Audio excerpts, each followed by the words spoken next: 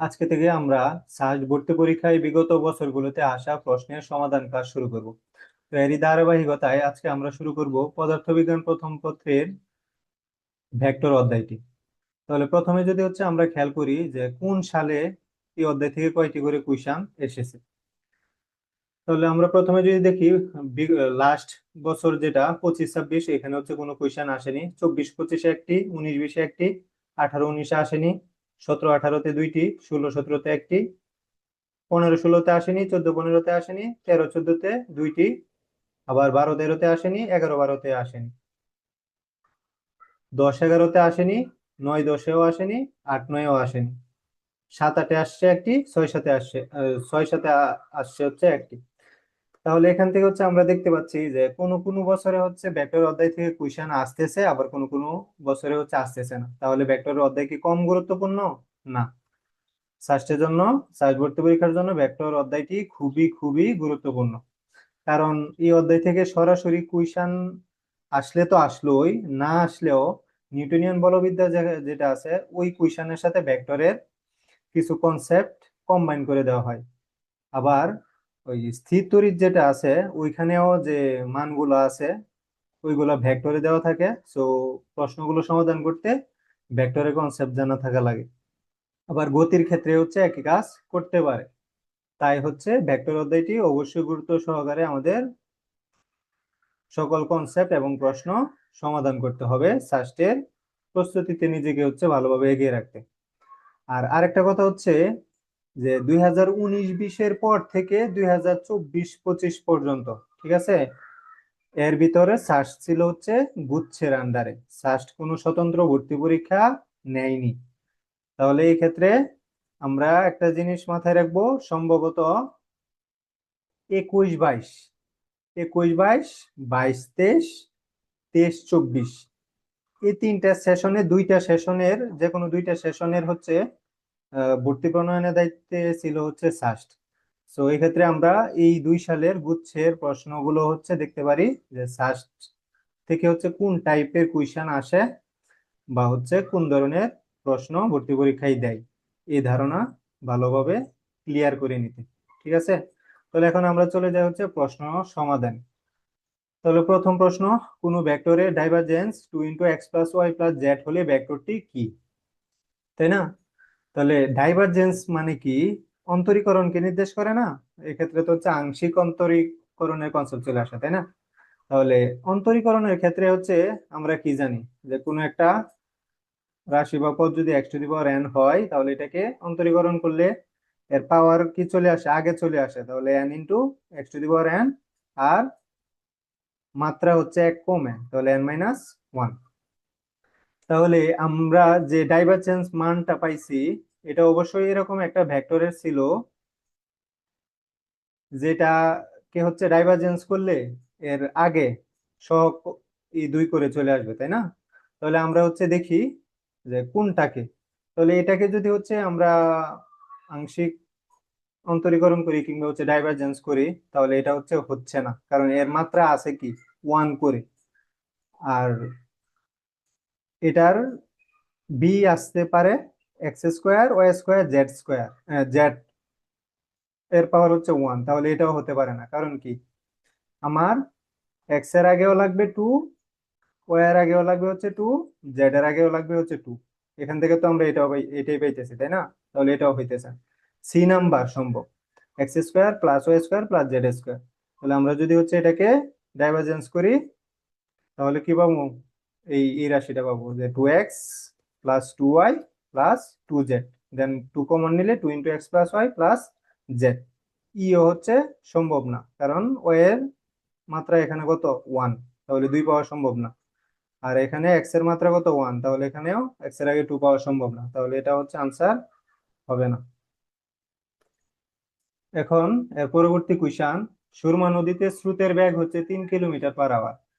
এক ব্যক্তি 5 কিলোমিটার/আওয়ার বেগে নৌকা চালাতে সক্ষম। নদীর প্রস্থ 0.5 কিলোমিটার। স্রোতের সাথে কত ডিগ্রি কোণে নৌকা চালালে সে 12 মিনিটে নদীর অপর পারে একটি নির্দিষ্ট স্থানে পৌঁছাতে পারবে? তাহলে ধরলাম এটা নদী, তাই না? তাহলে আমাকে প্রস্থ দেওয়া আছে, আর এই বরাবর হচ্ছে নদীর স্রোতের বেগ দেওয়া আছে, আর ব্যক্তির বেগ, তাহলে ব্যক্তির বেগ মানে কি এখানে নৌকার বেগ, তাই না? তাহলে এটা কি হচ্ছে, স্থূল কোণে হবে নাকি সূক্ষ্ম কোণে? আমি অপশন ভালো করে খেয়াল করে দেখি তো। সবগুলো অপশন কিতে আছে সূক্ষ্ম কোণে, তাহলে আমাকে স্থূল কোণ চিন্তা করার প্রশ্নই আসে না। তাহলে হচ্ছে সূক্ষ্ম কোণ, তাহলে ধরলাম এটা হচ্ছে আলফা এবং হচ্ছে বি, তাই না?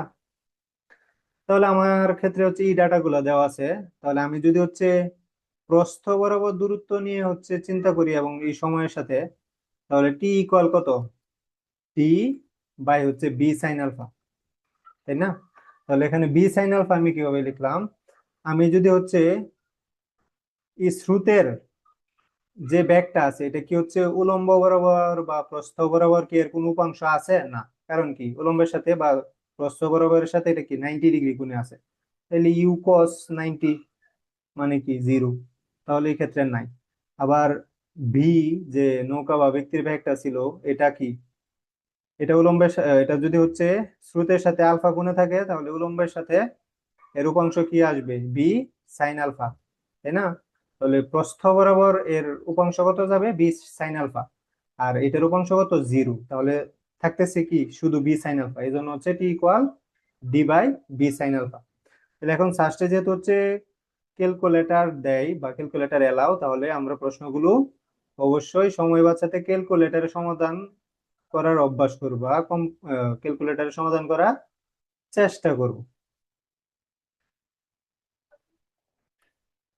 তাহলে এখানে আরেকটা জিনিস খেয়াল রাখতে হবে, সময়টা মিনিটে দেওয়া আছে তাই না, কিন্তু আমার ব্যাগ গুলা কি কিলোমিটার পার আওয়ারে, তাহলে আমি এটাকে যদি হচ্ছে ঘন্টাতে রূপান্তর করি তাহলে হয়ে যাইতেছে না?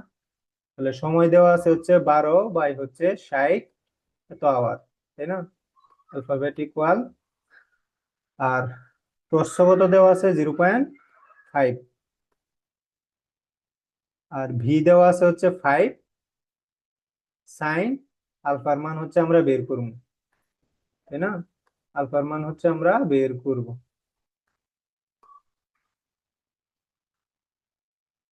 শিফট ক্যালক, তাহলে এর মান আসতেছে কত? 30 ডিগ্রি। আনসার কত আসতেছে? 30 ডিগ্রি। ঠিক আছে।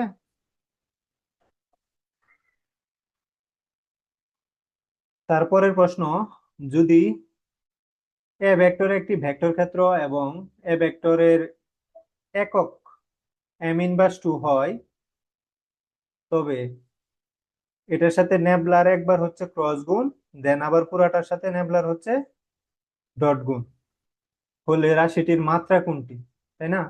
তাহলে আমরা কি জানি, কার্ল বা হচ্ছে ডাইভারজেন্স বা গ্রেডিয়েন্ট, এগুলা কি অন্তরীকরণকে নির্দেশ করে, তাই না? এগুলা করা মানে কি, ওই ভেক্টরটাকে হচ্ছে অন্তরীকরণ করা, আংশিক অন্তরীকরণ করা। তাহলে অন্তরীকরণের ক্ষেত্রে কি হয়, যে পদটা থাকে বা রাশিটা থাকে ওইটার মাত্রা কি হয়, এক করে হচ্ছে কমতে থাকে। তাহলে এ ভেক্টরের এককের মাত্রা যদি এম ইনভার্স 2 হয়, তাহলে আমি যখন হচ্ছে এর সাথে একবার নেবলাকে ক্রস গুণ করব, তখন কি একবার আংশিক অন্তরীকরণ করা হবে, তাহলে পাওয়ারও এক কমবে, তাহলে কত হবে? M inverse 3। আবার যখন পুরাটাকে নেবলার সাথে ডট প্রোডাক্ট করব, তখন আবার আংশিক অন্তরীকরণ করা হবে আরো একবার, তাহলে মাত্রা আরো একবার কমবে, এক, তাহলে কত আসবে? M inverse 4। তাহলে আনসার কত? এম ইনভার্স হচ্ছে 4। তাহলে আশা করি হচ্ছে এটি বুঝতে পেরেছি। আমরা যদি হচ্ছে এরপরের কোশ্চেনে যাই, যে 4 কেজি ভরের একটি বস্তুর উপর চিত্র অনুযায়ী, চিত্রটা যদি হচ্ছে আমি একটু দ্রুত এঁকে নেই, এটা হচ্ছে এক্স অক্ষ বরাবর, তাই না? আর এটা হচ্ছে ওয়াই অক্ষ বরাবর। তাহলে এখানে হচ্ছে 45 ডিগ্রি ছিল, এই ক্ষেত্রেও ছিল হচ্ছে 45 ডিগ্রি। এই ক্ষেত্রে বল ছিল 3√2, এই ক্ষেত্রে বল ছিল হচ্ছে 4√2। তাহলে হলে বস্তু ত্বরণ সর্বাংশে প্লাস এক্স অক্ষ বরাবর, তাহলে সর্বাংশে প্লাস এক্স অক্ষ বরাবর মানে কি, ওয়াই অক্ষ বরাবর কি হবে? ত্বরণ শূন্য, এ ওয়াই ইকুয়াল হচ্ছে 0। আমরা এখান থেকে হচ্ছে এই ধারণাটাই ক্লিয়ার করলাম। আর কত বল এক্স অক্ষ বরাবর এবং ওয়াই অক্ষ বরাবর প্রয়োগ করতে হবে, এক্স অক্ষ বরাবর এবং হচ্ছে ওয়াই অক্ষ বরাবর প্রয়োগ করতে হবে। তাহলে বস্তুর ভর দেওয়া আছে 4 কেজি, আর এক্স অক্ষ বরাবর ওই শুধু ত্বরণ থাকবে কত, 1 মিটার পার সেকেন্ড। তাহলে এক্স অক্ষ বরাবর যে লব্ধি বলটা হচ্ছে থাকবে, এটার মান কত আসবে? তাহলে বস্তুর ভর দেওয়া আছে হচ্ছে এম, আর কার্যকর ত্বরণটা সর্বশেষ কত থাকবে, 1, তাই না? তাহলে আস্তে আস্তে কত, 4 নিউটন। তার মানে কি এক্স অক্ষ বরাবর আমি যে হচ্ছে লব্ধি বলটা হচ্ছে লব্ধি বল পামু, এর মান কত আসবে, 4। ইকুয়েশন থেকে হচ্ছে এতটুকু ক্লিয়ার। আর ওই অক্ষ বরাবর হচ্ছে ত্বরণ যেহেতু শূন্য, ত্বরণ শূন্য মানে কি, এখানে কি কার্যকর লব্ধি বল কত, শূন্য। তার মানে ওই অক্ষ বরাবর আমি যে লব্ধি বলটা পাবো এটাও কত, এটার মান কত আসবে, শূন্য। আর এক্স অক্ষ বরাবর যে লব্ধি বল পামু ওইটার মান কত আসবে, 4, তাই না? কারণ ত্বরণ কার্যকর থাকতেছে 1, আর বস্তুর ভর দেওয়া আছে হচ্ছে 4, তাহলে থাকতেছে হচ্ছে 4 নিউটন। এখন আমরা চলে যাই হচ্ছে ক্যালকুলেটারে। আচ্ছা, আরেকটা জিনিস, এক্স অক্ষ বরাবর আমি যে হচ্ছে বলটা প্রয়োগ করব, ওয়াই অক্ষ বরাবর কি এটার কোনো উপাংশ থাকবে? না। কেন থাকবে না? কারণ এফ এক্স কস ওয়াই অক্ষের সাথে এটা 90 ডিগ্রি, তাহলে কত আসতেছে, কস 90-র মান 0, তাহলে 0 × f(x) 0। আবার ওয়াই অক্ষ বরাবর হচ্ছে যে বলটি প্রয়োগ করব, এক্স অক্ষ বরাবর কি এটার উপাংশ থাকবে? না।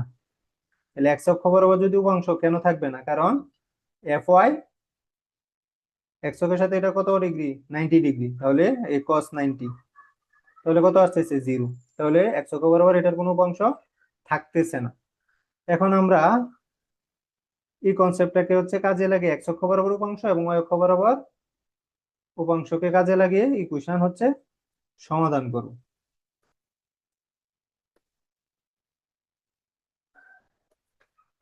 তাহলে এক্স অক্ষ বরাবর উপাংশ যদি হচ্ছে আমরা চিন্তা করি, তাহলে এই ক্ষেত্রে বল কি কি আছে, এফ এক্স আছে, তাই না? তাহলে এফ এক্স এর মান তো আমরা জানি না, এটা হচ্ছে বের করতে হবে। তাহলে অ্যালফাবেট এক্স, আর এটা এক্স অক্ষের সাথে কত ডিগ্রি, 0 ডিগ্রি কোণ, প্লাস 4√2 কোণ কত ডিগ্রি কোণে আছে, এক্স অক্ষের সাথে 45 ডিগ্রি, তাহলে 4√2 কস 45 প্লাস এফ ওয়াই আমরা তো দেখলামই, এক্স অক্ষ বরাবর এটার উপাংশ কত, 0, প্লাস 3√2, 3√2, এটা ধনাত্মক এক্স অক্ষের সাথে কত ডিগ্রি আছে, যেহেতু হচ্ছে ঋণাত্মক এক্স অক্ষের সাথে 45, তাইলে ধনাত্মক এক্স অক্ষের সাথে 180 মাইনাস 45, তার মানে হচ্ছে কস 135, কস 135। এখন এটা হচ্ছে এক্স অক্ষ বরাবর কি টোটাল উপাংশ, তাহলে এর মান আমরা কি দেখছিলাম, কত আসবে, 4। তাহলে অ্যালফাবেট ইকুয়াল 4। এখন যদি হচ্ছে আমরা সলভ করি, তাহলে মান পেয়ে যাব। তাহলে মান কত আসতেছে, এক্স অক্ষ বরাবর এফ এক্স এর মান কত আসতেছে, এফ এক্স এর মান আসতেছে হচ্ছে 3, এফ এক্স এর মান আসতেছে হচ্ছে 3। এখন তাহলে ই অপশন আগে বাদ, ই অপশন বাদ, ই অপশন বাদ, কারণ এগুলাতে হচ্ছে এফ এক্স এর মান 3 না। তাহলে আমার আনসার আসতে পারে বি অথবা হচ্ছে সি। এখন এটাতে আছে +7, এটাতে -7, তাহলে কোনটি আনসার, এটা হচ্ছে আমাকে বের করে দেখতে হবে। তাহলে এখন আমি ওয়াই অক্ষ বরাবর উপাংশ বের করি, তাহলে ওয়াই অক্ষ বরাবর উপাংশ লব্ধি উপাংশ কত আসবে, 0, তাই না? কারণ কি, যেহেতু সর্বাংশে এক্স অক্ষ বরাবর ত্বরণ। তাহলে আমরা পরের কোশ্চেনে হচ্ছে পরের পার্টে হচ্ছে চলে যাই। তো এখন ওয়াই অক্ষ বরাবর উপাংশ নিতে কি সাইন নিতে হয়, তাই না? তাহলে এখানে এফ এক্স এর উপাংশ থাকবে হচ্ছে 0, 4√2, 4√over হচ্ছে 2 সাইন 45 প্লাস, আর ওয়াই অক্ষ বরাবর হচ্ছে যেটা আছে এটা তো হচ্ছে আমরা বের করব, তাই না? এটা তো হচ্ছে আমরা বের করব।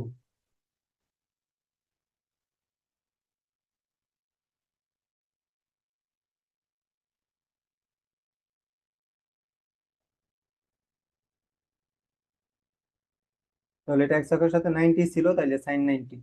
আর এখানে যে 3√2 বলটা ছিল, এটা এক্স অক্ষের ধনাত্মক দিকের সাথে আমরা কত দেখলাম, 135 ডিগ্রি কোণে আছে, 135। এভাবে টিপা। তাহলে লব্ধি উপাংশের মান কত আসবে, ওই অক্ষ বরাবর 0, যেহেতু হচ্ছে ত্বরণ শূন্য। তাহলে এখন যদি আমরা সমাধান করি, তাহলে পাবো হচ্ছে -1। কোথায় কি, এখানে তো -1 অপশনে নাই, তাহলে কোথায়, কোথাও ভুল করলাম।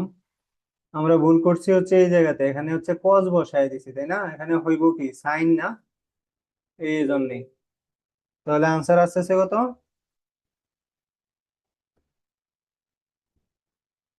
-7। তাহলে কোন অপশন, তাহলে অপশন হচ্ছে সি হচ্ছে আনসার। এখন আমরা যাব হচ্ছে পরের কোশ্চেনে, যে এম এর মান কত হলে এ ভেক্টর দেওয়া আছে এবং বি ভেক্টর দেওয়া আছে, ভেক্টর দিয়ে পরস্পর সমান্তরাল হবে। তাহলে সমান্তরাল হওয়ার শর্ত কি? তাহলে দুইটা ভেক্টর যদি হচ্ছে সমান্তরাল হয়, তাহলে আমরা কি জানি, যে A X by B X, A Y by B Y, A Z by হচ্ছে বি জেড, এগুলার অনুপাতও কি সমান। তাহলে এই ক্ষেত্রে হচ্ছে যেহেতু দুইটা ভেক্টর সমান্তরাল বলছে, তাহলে আমরা কি বলতে পারি, যে 1/m ইকুয়াল -3 বাই হচ্ছে 6, তাই না? তাহলে এই ক্ষেত্রে আমরা মান পাবো হচ্ছে 2। তাহলে m ইকুয়াল হচ্ছে -2, তাই না? m ইকুয়াল হচ্ছে -2। আমরা যদি হচ্ছে এরপরের কোশ্চেনে চলে যাই, যদি এ একটি ভেক্টর দেওয়া আছে এবং শূন্য ভেক্টর না হয়, এবং বি ভেক্টরের মান, এবং বি একটি ভেক্টর যেটি হচ্ছে এই ভেক্টরটি, তাহলে এ ভেক্টরকে যদি আমি এ ভেক্টরের মান দ্বারা হচ্ছে ভাগ করি, তাহলে কি পাবো, এর একক ভেক্টর, তাই না? তাহলে এর একক ভেক্টর। তাহলে বি ভেক্টরটা মূলত কি নির্দেশ করতেছে, এ এর একক ভেক্টর, এ এর ইউনিট ভেক্টর, তাই না? তাহলে ইউনিট ভেক্টর যেহেতু হচ্ছে নির্দেশ করতেছে, তাহলে এ ও বি এর মধ্যবর্তী কোণ কি হবে? আমরা কি জানি, কোনো একটা ভেক্টর আর ওই ওই ভেক্টরের একক ভেক্টরের মধ্যবর্তী কোণ কত, 0 ডিগ্রি। তাহলে বি যেহেতু এ এর একক ভেক্টরকে নির্দেশ করতেছে, তাহলে দুইটা ভেক্টরের মধ্যবর্তী কোণ কত হবে, 0 ডিগ্রি। আচ্ছা, তারপরে কইসাম, যদি এটা সমান এ হয় এবং এটা সমান বি হয়, তবে নিচের কোন শর্তটি হচ্ছে সঠিক। আচ্ছা, এরপরের প্রশ্ন, যদি A dot B cross C equal A হয় এবং B dot C cross A equal হচ্ছে বি হয়, তবে নিচের কোন সত্যটি হচ্ছে সঠিক, তাই না? তাহলে আমরা কি জানি, যে A dot B, A dot B cross C যে কথা, বি ডট সি ক্রস একই তো কথা, তাই না? দুইটার মান কি সমান, বা দুইটা হচ্ছে সেম, বা এটাকে হচ্ছে এটা সমান লিখতে পারি। তাহলে এক্ষেত্রে আমরা কি লিখতে পারি, এ ইকুয়াল হচ্ছে বি, এটা হচ্ছে আনসার। এখন এ এর মান কত হলে নিচের ভেক্টর এ ও বি পরস্পর সমান্তরাল হবে, যেখানে এ ভেক্টর দেওয়া আছে এবং বি ভেক্টর দেওয়া আছে। তাহলে আমরা হচ্ছে ইকুয়েশনটি আগে কি দেখলাম, যে তাদের অনুপাত গুলা হচ্ছে সমান হয়, ঠিক আছে? বি ওয়াই, আচ্ছা, A Y B Y, A Z B Z, তাই না? যেহেতু হচ্ছে সমান্তরাল বলছে, তাহলে এই ক্ষেত্রে আমাকে কিসের মান চাইছে, এ এর মান। তাহলে এ আছে কোনটার সাথে, জে ক্যাপের সাথে। তাহলে এ বাই হচ্ছে, এখানে জে ক্যাপের সাথে আছে 2, তাহলে এ বাই 2। তাহলে আমরা হচ্ছে এখানে নিলাম 15/5, 15/5। তাহলে এর মান কত আসতেছে, এখানে আসতেছে 3, 3 দুগুণে হচ্ছে 6। তাহলে আনসার কত, 6। আনসার হচ্ছে 6। আর যদি হচ্ছে আমাদেরকে এভাবে চাইতো, যে এর মান কত হলে ভেক্টর দ্বয় হচ্ছে পরস্পর লম্ব হবে, তখন হচ্ছে ডট প্রোডাক্ট 0, তখন কোন শর্ত খাটাবো, ডট প্রোডাক্ট হচ্ছে এ ডট বি 0, ওই কনসেপ্ট হচ্ছে খাটাবো। তো আমরা যদি হচ্ছে এরপরের কোয়েশ্চেন দেখি, একটি বস্তুকে এফ ইকুয়াল হচ্ছে এ I cap plus 2 J cap plus 4 K cap newton বল প্রয়োগ করে যদি এই অবস্থান থেকে এই অবস্থানে নেওয়া হয়, তাহলে 42 জুল হচ্ছে কাজ হয়। তাহলে এ এর মান কত? তাহলে এর মান কত? তাহলে এখানে হচ্ছে অবস্থান বিন্দু দেওয়া আছে, তাই না? দুইটা অবস্থান বিন্দু দেওয়া আছে। তাহলে ওই বিন্দু থেকে হচ্ছে অবস্থান ভেক্টর বের করতে হলে আমরা কি জানি যে শেষ অবস্থান বিন্দু থেকে আদি অবস্থান বিন্দু হচ্ছে বিয়োগ, তখন কি একটা অবস্থান ভেক্টর বের হবে। দেন ওই অবস্থান ভেক্টরের সাথে যদি হচ্ছে আমরা বলের হচ্ছে ডট প্রোডাক্ট করি, তাহলে কি পাবো? কাজ পাবো। আর এই কাজের মান কত? 42। আর ডট প্রোডাক্টের ক্ষেত্রে আয়ের সাথে হচ্ছে আয়ের সহগ গুণ, জে এর সাথে হচ্ছে জে এর সহগ গুণ, এভাবে এটা হচ্ছে আমরা খেয়াল খেয়াল করবো। তো এটা হচ্ছে সরাসরি ক্যালকুলেটারে হচ্ছে করা যায়। তো ফার্স্টে যেহেতু হচ্ছে ক্যালকুলেটর দেয়, অবশ্যই আমরা ক্যালকুলেটরে হচ্ছে এটি হচ্ছে সলভ করব। তাহলে আমরা হচ্ছে এখানে দেখি কিভাবে সমাধান করব। তাহলে প্রথমে হচ্ছে অবস্থান ভেক্টর যদি হচ্ছে বের করি, তাহলে শেষ থেকে হচ্ছে আদি, তাহলে 6 - হচ্ছে 2, তাই না? তাহলে 6 - 2, তাহলে এটা কি পাইলাম? আই, মানে অবস্থান ভেক্টরে হচ্ছে আই ক্যাপের সহগ। তাহলে এখানে আই ক্যাপের সহগ এ, তাহলে এ ইকুয়াল ধরি হচ্ছে ধরলাম হচ্ছে এক্স, তাই না? দুইটা নিলাম হচ্ছে এক্স প্লাস, আর এখানে হচ্ছে 8 - এ। অ্যাডমিশনে আশা করি হচ্ছে একাডেমিকে এই বেসিক গুলো হচ্ছে ক্লিয়ার, অ্যাডমিশনে হচ্ছে এগুলো বুঝে বলা কিছু নাই। তার মধ্যে হচ্ছে আবার কুইশন সলভ ক্লাস। 8 - 4, 8 হচ্ছে এ, তাহলে অ্যালফাবেট এ, এর সাথে হচ্ছে যে যে ক্যাপের সহ কত? 2 প্লাস, আবার 3a - হচ্ছে 4, 3 অ্যালফাবেট a - 4, আর কে এর সহ কত আছে? 4। তাহলে এখন হচ্ছে এটা ডট প্রোডাক্টের মান আসবে, তাই না? তাহলে ডট প্রোডাক্ট করলে এক্ষেত্রে আমি কি পাবো? কাজ, কাজ কত দেওয়া ছিল? 42। শিফট ক্যালক 0, তাহলে আনসার কত আসছে? 3। তাহলে আমার আনসার কত? এর মান 3। তাহলে এরপরের কোয়েশ্চন, তো এই পর্যন্ত হচ্ছে ছিল ভেক্টর অধ্যায়। তাহলে নেক্সট চ্যাপ্টার হচ্ছে আমরা গতি, ঠিক আছে? এই অধ্যায় নিয়ে হচ্ছে আমরা আলোচনা করব। তাহলে এ পর্যন্ত সবাই ভালো থেকো, ধন্যবাদ সবাইকে, আসসালামু আলাইকুম।